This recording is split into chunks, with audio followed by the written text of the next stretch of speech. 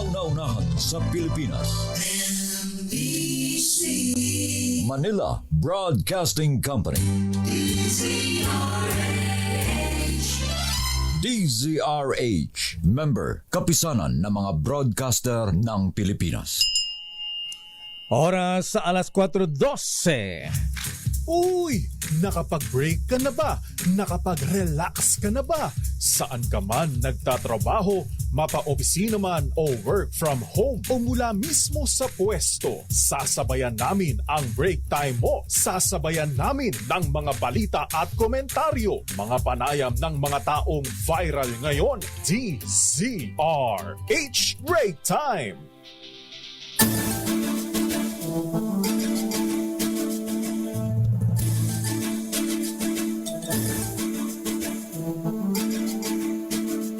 Isang mainit na panahon. Grabe init. Sinunburn ka, Lakay. Nabutan mo ba yung eclipse doon? Umabot doon, Lakay. Ibang eclipse yun. Pinagpapawisan po ba sa sobrang init mga kuya mga ateng? Thank God it's Friday. Ako po si Deo Macalma. Ako naman, Thea Petro Carpuz. At narito ang headlines na ating mga balita ngayong araw ng Biyernes at 12 ng buwan ng Abril. Presyo ng produktong petrolyo na mumurong tumaas na naman sa susunod na linggo. Presyo ng itlog nakitang bumagsak sa ilang pamilihan sa National Capital Region. Transportation strike sa Lunes ng Piston at Manibela. Abay tatapatan daw ng libreng sakay ng LTFRB. Senator Cheese Escudero inamin na sa kanya ang black SUV na nasita sa pagdaan sa EDSA busway. So driver pala niya si Joaquin Rigor. Samantala isang babaeng napakilalang pamangkin naman na isang general nang mahuli rin na dumaan sa EDSA bus carousel. Akusasyon ng China sinalag ng Philippine Coast Guard iginiit na bantay sarado ang yamang dagat ng West Philippine Sea sa posibleng pagsira ng China. Singil sa kuryente, target may baba sa pagpulong ng Pangulong Marcos sa nuclear energy proponents mula sa Amerika. Mas pinaagang pasok sa mga tanggapan ng Metro Manila LGUs epektibo na sa Mayo 2. Bulkang Taal, abay nag-aalburuto na naman. Nagabuga ng abo sa taas na higit 2 kilometro ayon sa PHIVOLCS. Dalawang vlogger na nanlamutak ng 2 tarsier kinasuhan ng DENR. At sa detalye na ating mga balita, nakaambana na mga tumaas ang presyo ng petroleum products sa susunod na linggo. Ayon sa pagtaya ng oil industry, 80 centavos hanggang 1 peso and 20 centavos ang maaring itaas kada litro ng diesel, habang 70 hanggang 1 peso and 10 centavos naman ang maaari taas sa presyo ng kerosene. Samantala hindi raw gagalaw o mananatili ang presyo ng gasolina. Ito'y depende pa rin daw sa resulta ng bentahan sa world market sa pagtatapos ng linggo. Bilang para sa tinuturong dahilan ng pagtapya sa production ng oil producing countries o OPEC, habang patuloy na tumataas ang demand sa world market.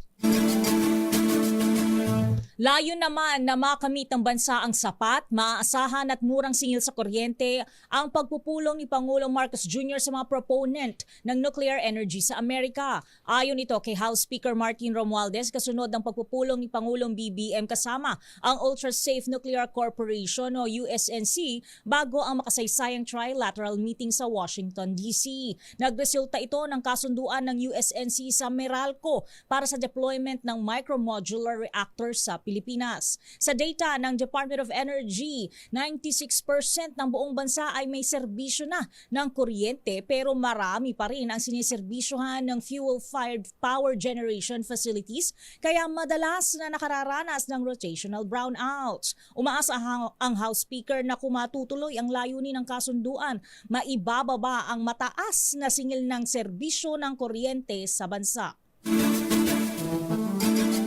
Samantala, bumagsak na muli sa 5 pesos ang presyo ng kada piraso na itlog sa Balintawak, Quezon City.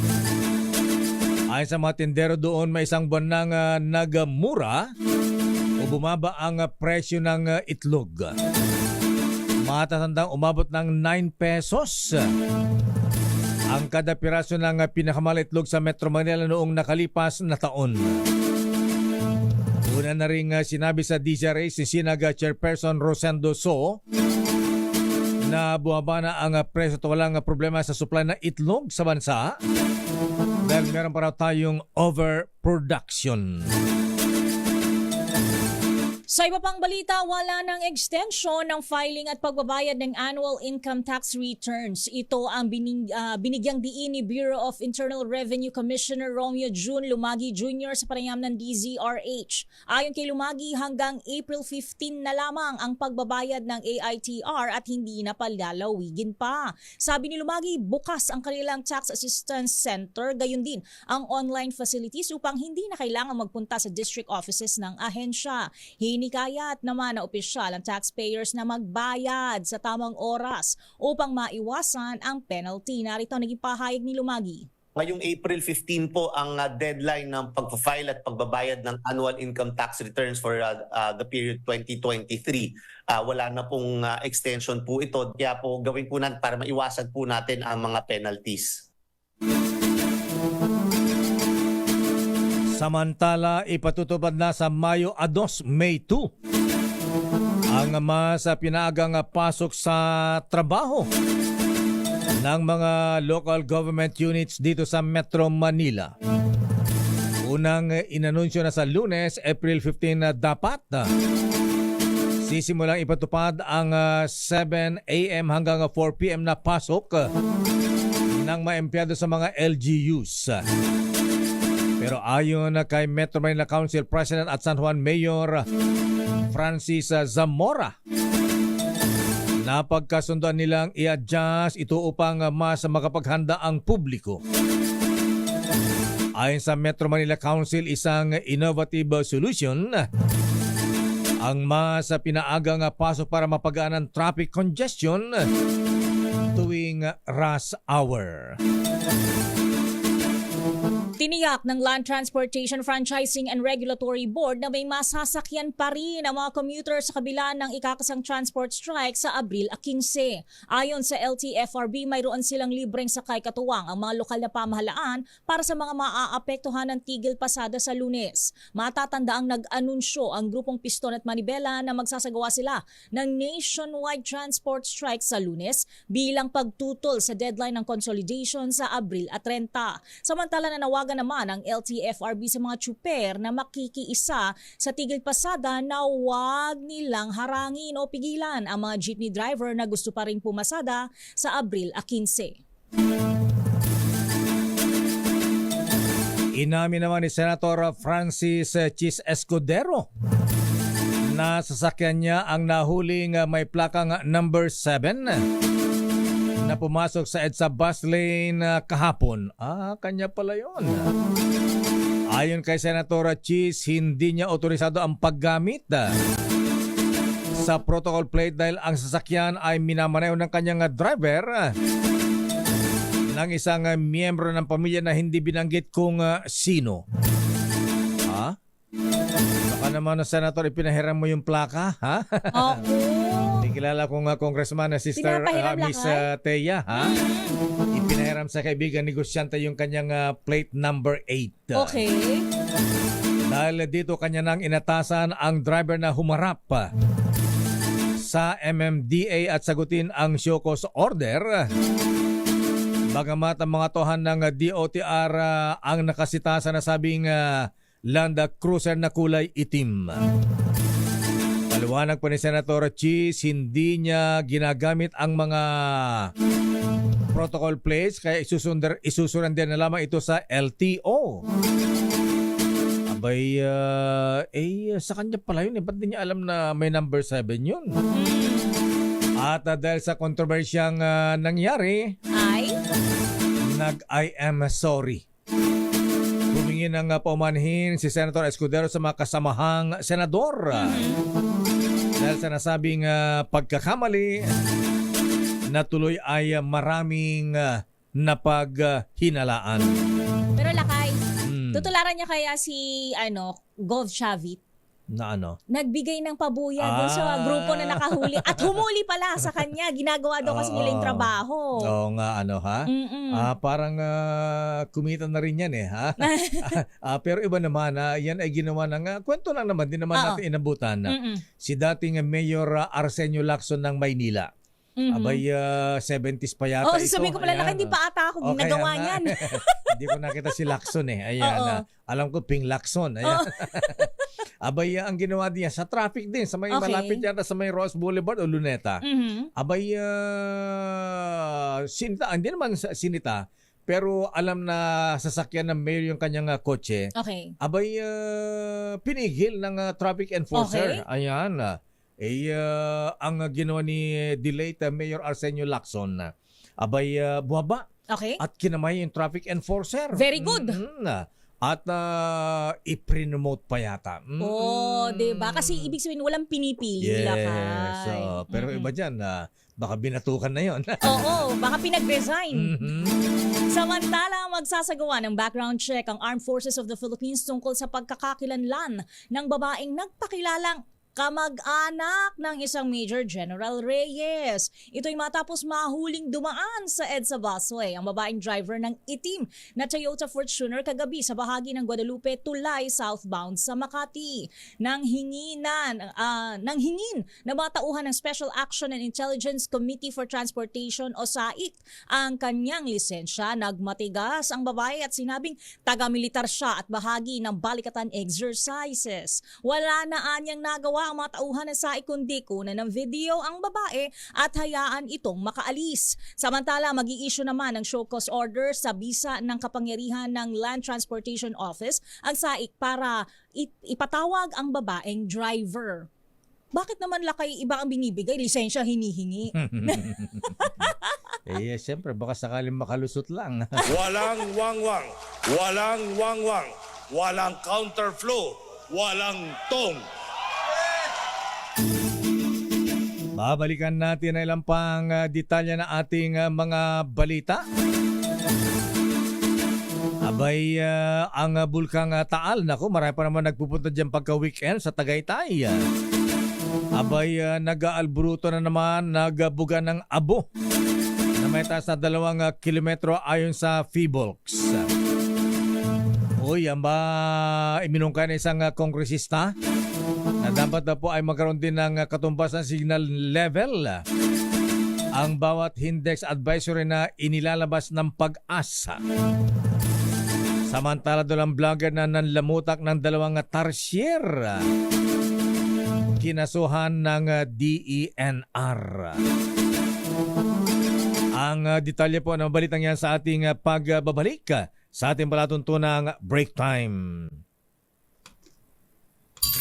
RH Break Time. Oras sa Mr. Cesar Lee, Mr. Michael is my guy. Alas 4:26. Wangwang, walang counterflow, walang tong. Oras sa ganap alas 4:32.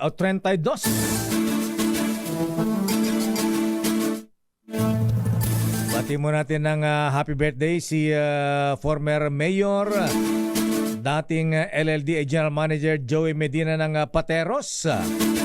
Para po sa mga nakilala kamag-anakan, kaibigan ni Mayor Joey Medina ng Pateros, birthday po niya ngayon. At binabati rin ng kanya anak na si Pau at Julia.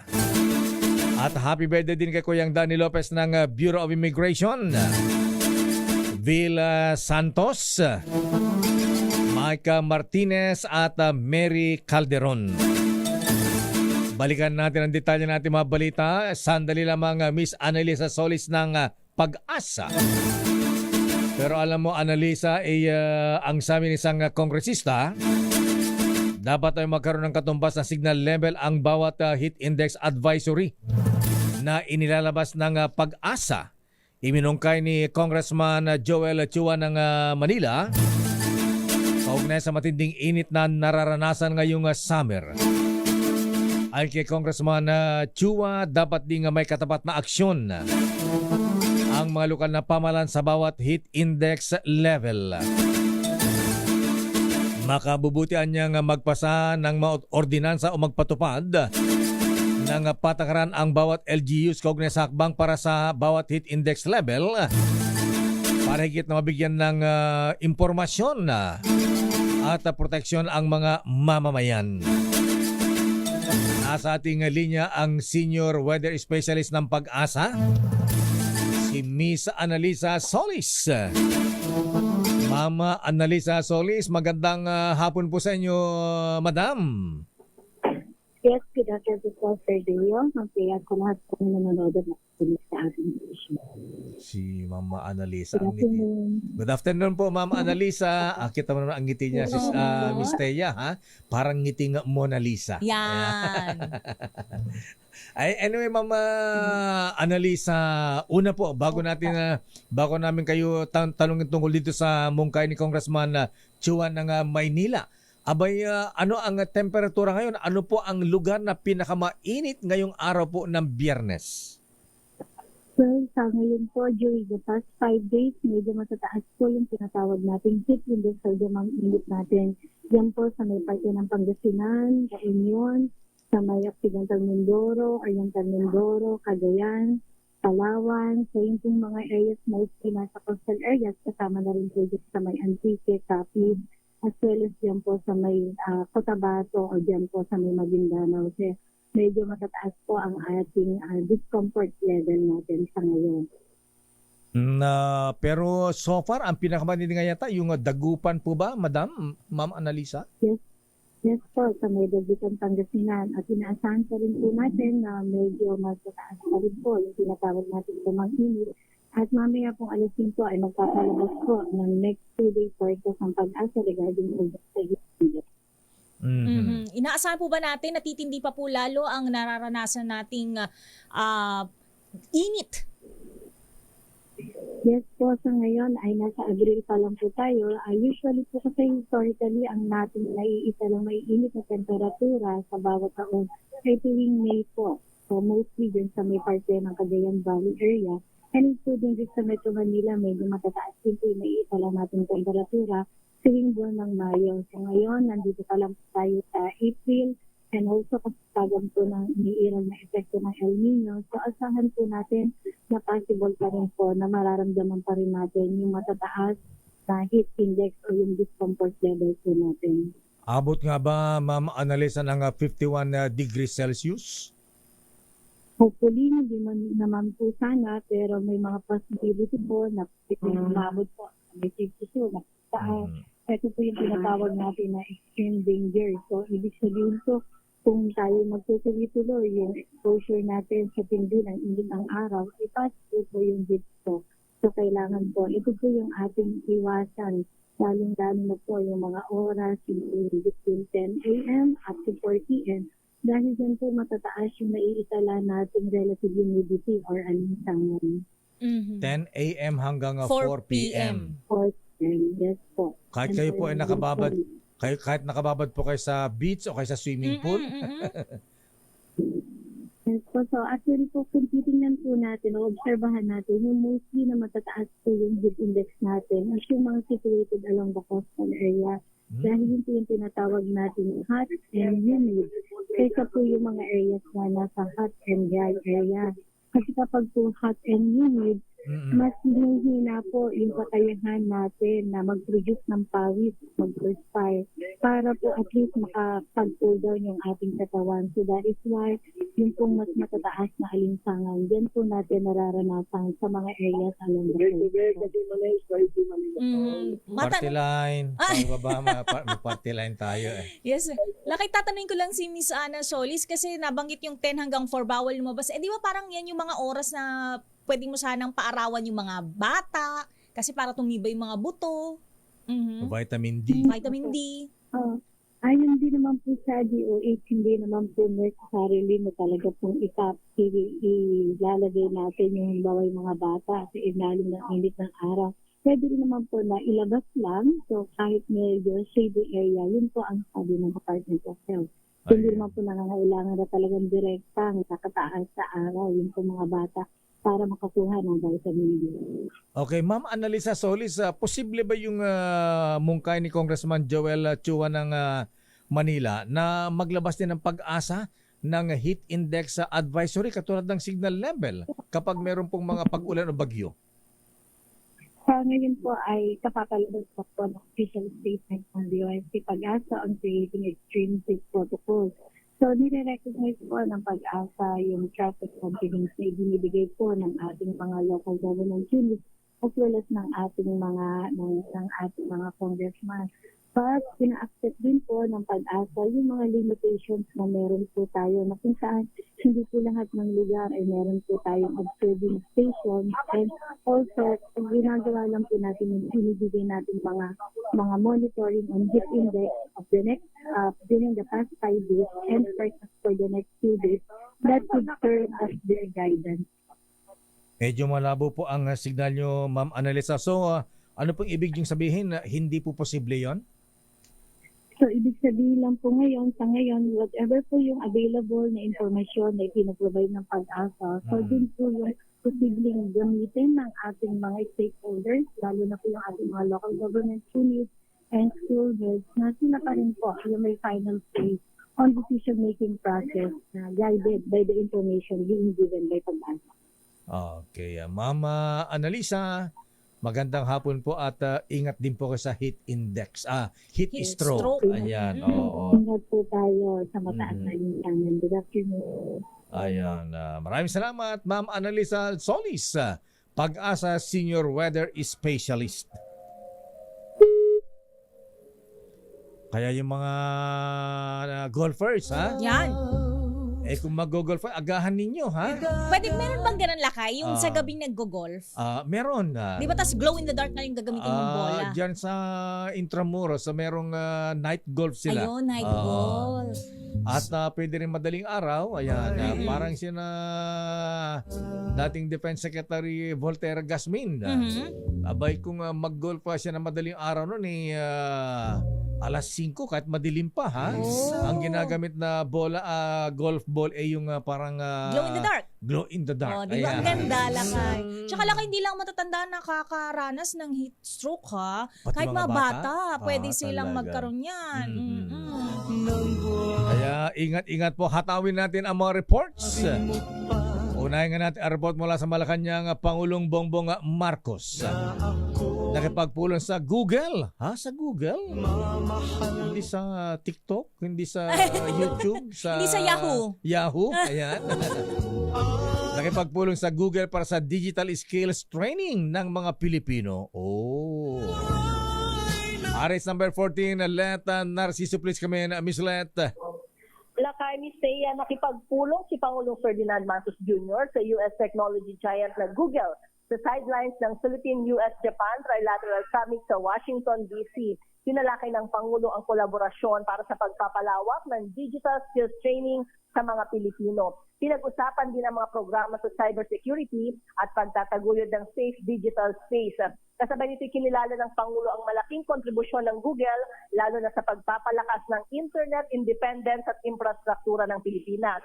Pinuri rin ang kanilang financial investments, digital literacy projects at pagtataguyod sa online safety sa mga bata at pagsuporta sa paglago ng MSMEs. Para sa kauna-unahan sa Pilipinas, Let. DZR, yes, Akay? Kailan ang balik ng Pangulong Marcos mula sa Washington, D.C.? Lakay kasi yung unang binanggit ay 11 at 12 lang siya, tapos pagkatapos yung babalik na. So, kung bukas, baka Sunday na rin yung dating, Lakay. So, Malaman natin kung ano. Basta ang sabi, pagkatapos ng nung summit ay babalik na rin agad siya ng Pilipinas. okay, maraming salamat, Miss Let. Balik sa inyo, Lakay at Miss Thea. Wala nang shopping time, Lakay. Mhm. Samantala, gera laban sa kahirapan dapat unahin kaysa makipaggera sa kapitbahay. Ayon yan kay Senator Amy Marcos. I-detalye mo ang pahayag ni Special Attitude ng Pangulo RH28 Raymond Dadpaas. Raymond. Mr. Mayor, kung meron mang gera na dapat suportahan ng lahat ay ang gera laban sa kahirapan kaysa makipaggera sa ating kapitbahay. Ito ang deklarasyon ni Senador Amy Marcos kasunod ng tensyon sa West Philippine Sea sa pagitan ng Pilipinas at China. Ayon kay Marcos, ang dapat na prioridad sa ngayon ay tugunan ang problema sa kawalan ng makain at mataas na presyo ng mga bilihin. Hindi nangangahulugan ay sinusuko na natin ang ating teritoryo sa West Philippine Sea dahil kailangan nating tumindig laban sa pambubuli ng China. Ngunit maaari naman itong marisolba sa mapayapang paraan. Mungkahi ng senador, kailangan ng patuloy na pakipag-usap at multilateral approach kasama ang iba pang mga claimant states sa West Philippine Sea gaya ng bansang Vietnam, Taiwan, Brunei, Malaysia, Indonesia at China. Para sa kauna-unahan sa Pilipinas, DZRH, ito si Raymond Dadpaas, tuloy-tuloy sa pagbabalita, tuloy-tuloy sa serbisyo. Sama-sama tayo, Pilipino. Sigaw natin noong kampanya kung walang korap, walang mahirap. Hindi lamang ito pang slogan o pang poster. Ito ang mga prinsipyong tinatayuan at nagsisilbing batayan ng ating administrasyon. Samantala, utos ng Pangulong Marcos na ipagbawal ang paggamit ng blinkers at wangwang. Suportado ng young gun sa kamera. Aba? Bago ito man ang Milky, ha? Sino yung guns, Abay, Lakay? dati-dati, yung mga batang kongresista, Mm. yung mga bimpo, Sister L, ay Miss Thea. Oo. Abay, ang tawag sa ay Spice Boys. Ayan. Ngayon naman ay Young Guns. Oho. Kasi yung mga Spice Boys medyo matatanda Tsaka na. graduate na yung iba, Lakay, nasa Senado na yung iba. Ayan, Tama ba? Senate President Mig Subiri. Ayan. Congressman... Kasama ba siya doon? Hindi yata kasama Senator Angara. Oo. Ayan, Congressman Sandoval. Sino ba yung mga... Spice Boys. Congressman, dating Secretary Mike Defensor. Ayan, Ayan, correct. yung mga Oo. Spice Boys nung araw. Oo. Young Guns na ngayon. Young Guns. Walang wangwang, walang wangwang, walang counterflow, walang tong. Alamin natin ang report mula kay Aris number 12, Manang Milky Rigonal. Please, kamin. Milky. Nakayateya umani ng suporta sa Kamara mula sa tinaguriang Young Gun. Ang utos ni Pangulong Bongbong Marcos na ipagbabawal ang paggamit sa mga opisyal ng gobyerno ng mga blinker and sirens o wangwang para makaiwas na matenga sa traffic. Ang mga tinaguriang Young Gun sakay ay sina Representatives Migs Nograles ng PBA Party List, Jill Bongalo ng Ako Bicol Party List, Tami Zamora ng Taguig, Zia Alonto Adjong ng Lanao del Sur, Paulo Ortega ng La Union, Jay Conghun ng Zambales, at Chino Miguel Almario ng Davao Oriental. Aminado si House Deputy Majority Leader Nograles na marami mga opisyal ang umaabuso sa paggamit ng blinkers at sirens. Sabi ni House Assistant Majority Leader Bongalon, ang AO18 ay patunay na nakikinig si Pangulong Marcos sa reklamo ng publiko laban sa mga opisyal na gumagamit ng blinkers at sirens para makaiwas lamang sa traffic. Sa Administrative Order number 18 sa klaw nito, ang lahat ng mga elected and appointed officials maliban sa mga kinakailangan ng blinkers at sirens. Ang mga service vehicle na exempted sa naturang AO18 ay ang AFP, PNP, NBI, Bureau of Fire Protection, mga ambulansya at iba pang emergency vehicle. Una rito, nilinaw ni House Secretary General Reginald Velasco, walang ini-issue na number 8 protocol plates ang Kamara ngayong 19th Congress. Ibig sabihin, ang mga 8 plaka na nakita sa kalsada ay patuna at hindi na daw otorisadong gamitin at dapat lang isuhan ng traffic violation ticket. Para sa kauna-una sa Pilipinas, Na Milky. RH, yes, Sakay. Sino ang leader ng Young Guns? Ba't di kasama si na Congressman Sandro Marcos? Itong Ay, hindi sila kasama, Lakay. itong mga Bomba Boys, sina Bomba Boys. Kung may young guns, tanong ko nga rin sana, lakay man ng milk. Kung may young guns, may young guns ba? Ganyan. Ito, Wala naman. Wala. ito, Bomba Boys. Ayan. Bomba boys lang. Alam mo kung sino may Bomba Boys? Sino naman, Lakay? Yung ibinabalita natin bubit na ilang kongresistang sumisinghot. Iba ang binobomba. Oo. Naalala ko tuloy kanina Masamang ehemplo yan. Ay, sinabi mo manang Milky. May nakita nga akong sticker kanina sinusundan kong sasakyan. Naka-8 lakay? Nakalagay hindi. Ano? Bomba Boys. Bomba boys. Sabi ko. Sino sa mga ito? Bomba Boys. Kasama ka sa mga sumisinghot. Kasi ang tawag nila ngayon manang Milky sa mga sumisinghot. Ayan. Ng pulburon. Bomba Boys. Akala ko inhaler lakay. Ayan. Bomba tayo. At may pa-sticker na ngayon, Lakay. Ako, wag mo Proud na proud. Oo nga Ayan. Lakay yata, Teya. Nakalagay Bomba Boys ba? Bomba Boys? Adik siguro to. Anong sasakyan lakay yun? SUV Anyway, pero sige, saka naman ng Milky, meron tayong kilalang congressman na abay hindi na gumagamit ng wangwang, blinker, pero meron namang siyang escort na 2 hagad. May ibang gumagamit for him. Hindi, siya mismo. Oo. Ayan, si naku. congressman, abay meron siyang escort na pulis. May hagad. Pwede ba yun? Yung nga Sino nagpapasweldo sa hagad? This tayo, taxpayers money. Mga taga HP yan, mga pulis yan Ayan, Entitled sila lakay? Siguro. Maraming salamat manang Milky. Wala sa'yo, Lakay at Teya. Balik sa inyong dalawa. Walang wangwang, walang wangwang, walang counterflow, walang tong. Maraming salamat manang Milky. Standby Sherwin Alfaro. Standby Edna Laparosa. Standby Miss Ali Ekatlo Defort. Ang MMDA Metro Manila Council abay naganda na raw sa transport strike. Pero ang Magnificent Seven, ito yung mga kumbaga tawagan ay Yellow Union. Hindi raw sila sasama sa transport strike. Not counted. Babalikan natin ang detalyang balita niya sa ating pagbabalik. Oras, Miss Teya. Ganap ng 4:51 ng hapon. Natin ang mga report. Unahin natin ang report mula kay Sherwin Alfaro, Miss Teya. May advisory yata ang NAIA sa mga sumasalubong na mga balikbayan. Correct. NAIA nanawagan sa mga kaanak ng mga uuwing OFW.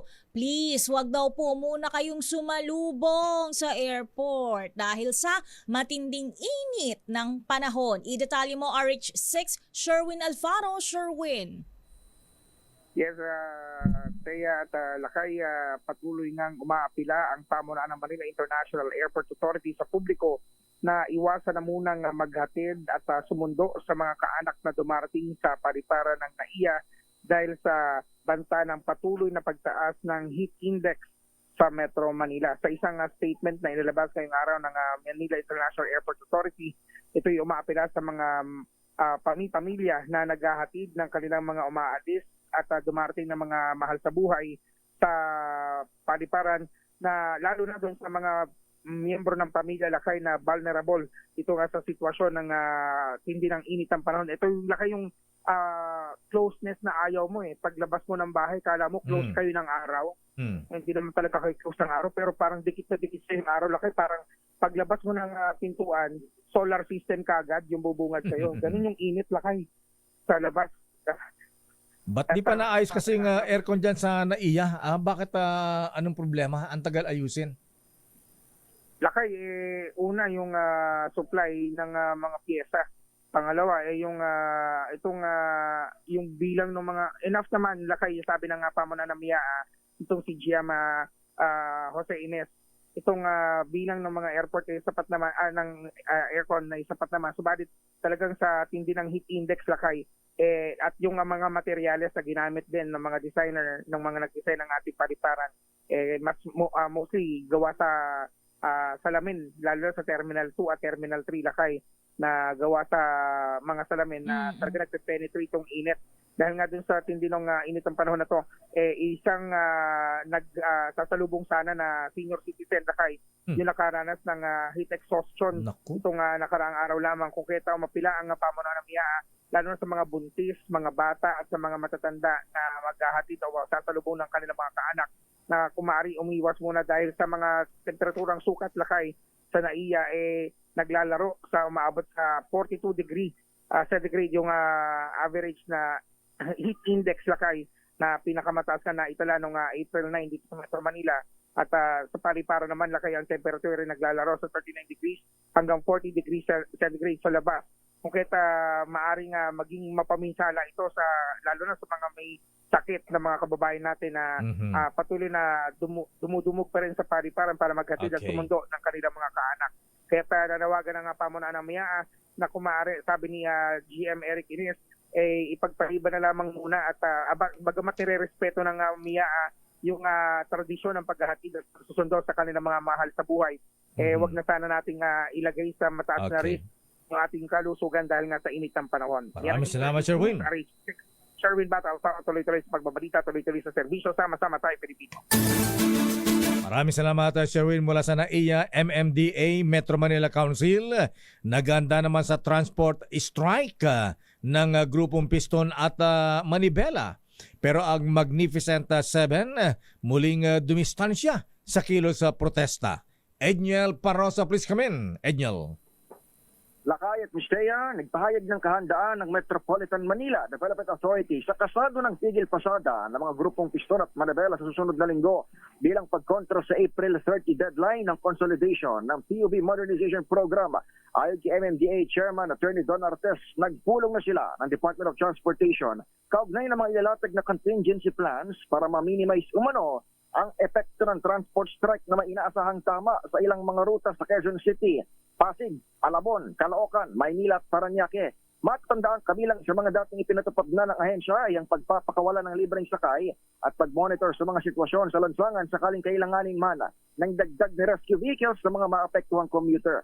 Sa bahagi naman ng Regional Peace and Order Council, inatasan na umano na Metro Manila Council Chairman at San Juan City Mayor Francis Zamora ang National Capital Region Police Office para paghandaan ang mga rally at posibleng pagharang ng ilang grupo sa mga mamamasada pa rin jeepney driver.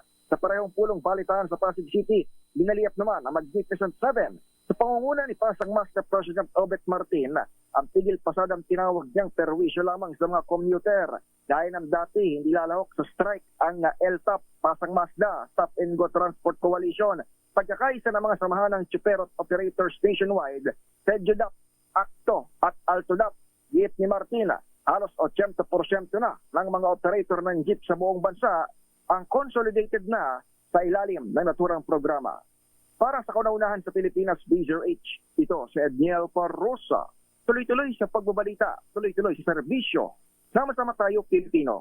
Para sa iba pang balita, nagkaroon ng phreatic eruption ng Bulkang Taal sa Batangas kaninang pasado alas 5 ng umaga na tumagal ng 13 minuto. Sa advisory ng PHIVOLCS, nagbuga ito ng abo na may taas na umabot sa 2,400 metro. Kahapon ay naglabas naman ng 6,677 metriko tonelada ng asupre ang Taal Volcano. Batay sa record ng PHIVOLCS, pagpasok ng buwan ng Enero ngayong taon ay nasa higit 10,200 metriko toneladang asupre kada araw ang ibinubuga nito. Nananatili naman sa Alert Level 1 ang Bulkang Taal dahil sa patuloy na abnormal na kondisyon.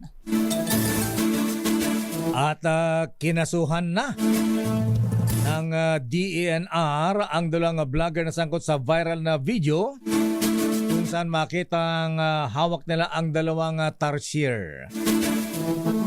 Ayon sa DNR, sinampanan ng kaso ang dalawang vlogger na sina Ryan Parreño. Ganun pala yun, parang sinakal ha? Ayan. Ayan, nakangiwi tuloy yung tarsier. Oh. Tsaka alam ko laki bawal yung hawakan, di ba? Oo, tama. Oh, Kasi dun sa- nasi-stress sila. Yes, sa Bohol, ingay nga na i-stress sila. Correct. Ang makinasuhan na vlogger ay sina Ryan Pareño at Sammy Estrevilla. Maharap sila sa kasong paglabag sa RA 9147, ang tinatawag na Wildlife Act of 2001 at RA 7586 o ang Expanded National Integrated Protected Areas System Act of 2018. Ang pagsasampa ng kaso ay sa ring hakbang ng DENR para ninagayan ng iba pang tao ang ng publiko ang ginawa ng dalawang vlogger. Sa showbiz, Miss Thea. Viral street vendor na si Diwata. Natikman mo na ba yung paninda nito, Lakay? Dyan sa may tabi ng... ang haba ng pila. Araw-araw nadadaanan ko yun dyan sa tabi ng Senate. Oo, natikman mo na yung kanyang hindi pa. Parang- pamosong chicken. Fried chicken. Fried chicken ba Tsaka yun? pares. Oo, ano yung pares? Lechon kawali yung gamit niya. Lechong kawali. Tsaka may cokes daw. May libreng soft drinks. Cokes. Oo, libreng cokes. Ayan. Abay, dapat Ani sabaw, ani taba, at tsaka may cokes. mas masarap yung Arsicola. Dada! Yan ang maganda. Walang himala sa Arsicola. Talaga namang masarap. Mura pa. 24 pesos lang ang SRP. O saan ka pa? Gusto ko niyan, Lakay. Matitikman mo rin yan. Oo, ang viral street vendor nga na si Diwata ay mapapanood na sa Batang Quiapo. Yes. Batang Quiapo na siya? Oo. Galing naman. Ka-level na niya si Coco Martin, Lakay. Palagay ko nakita ni Senator Lito Lapid-Lapid. Ang palagay ko, umorder na rin siya dyan. Mayaman na raw si Diwata. Ang laki Nakapagpatayo ng ng pwesto, bahay. Lakay. Oy, nakita ko minsan sa isang interview, nagmumura ang kanyang, para may hepatitis. Bakit? Nagmumura ang kanyang mga alahas. Ginintuan na siya. Oo. Alam niyo na report mo kay Miss Aliyah.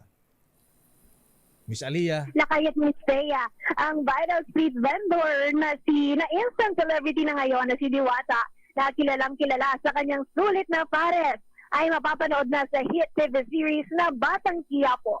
Mismong si Diwata o Deo Balbuena, Lakay, kapangalan mo pala ito. Deo Balbuena sa Deo pala eh. Kaya pala maswerte eh. Parang Ilocano siguro yung Balbuena. Anyway, Balbuena, meron kayong barangay sa Pinili, Ilocos Norte. Balbuena sila, Lakay. Balbuena. Barangay Balbuena. Barangay Balbuena. Barangay Pagdilaw. Kasi maraming doon sa barangay, maraming Pagdilaw na apelyido. Doon sa barangay 1, Balbuena, marami rin Balbuena noon. Baka dyan siya, Lakay. Okay, proceed, Miss Aliyah. Lakay at Miss Thea, mismong si Diwata ang nagkumpirma na nag-taping na sila at ang kanyang role dito ay Diwata pa rin.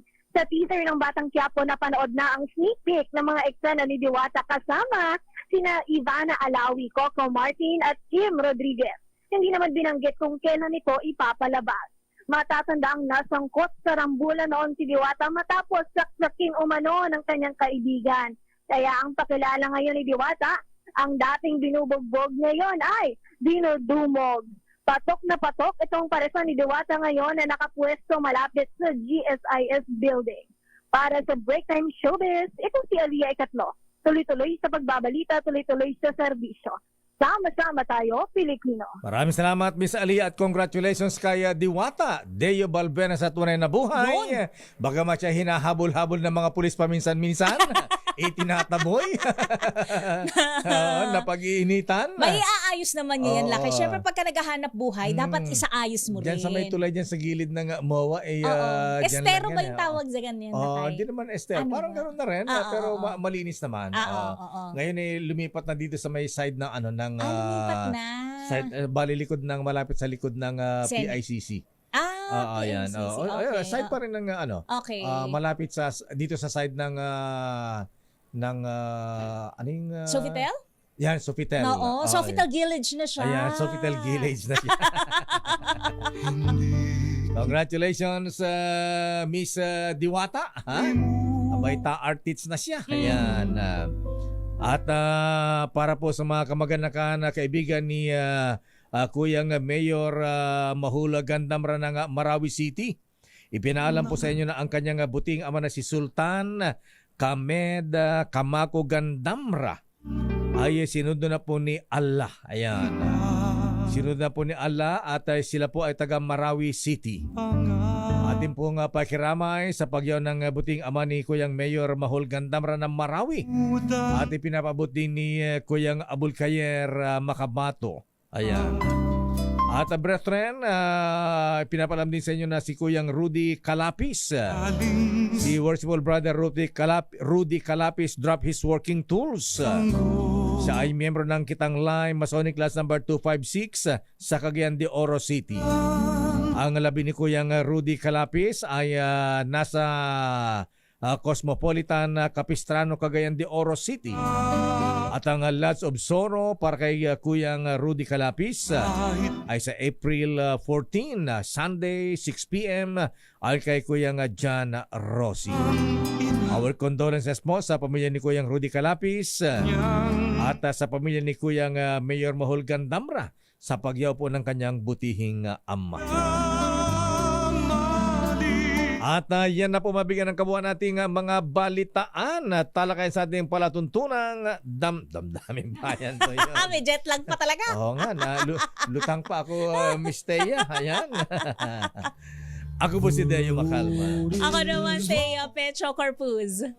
Ingat-ingat po, mainit ang panahon, ingat sa heat stroke. Lakay, mag-cooling patch kapag ka masyado nang mainit. Ano Para hindi ka na maglagay ng sapsapo. Cooling patch, yung parang pag may lagnat ka, yun yung tinatapal sa forehead.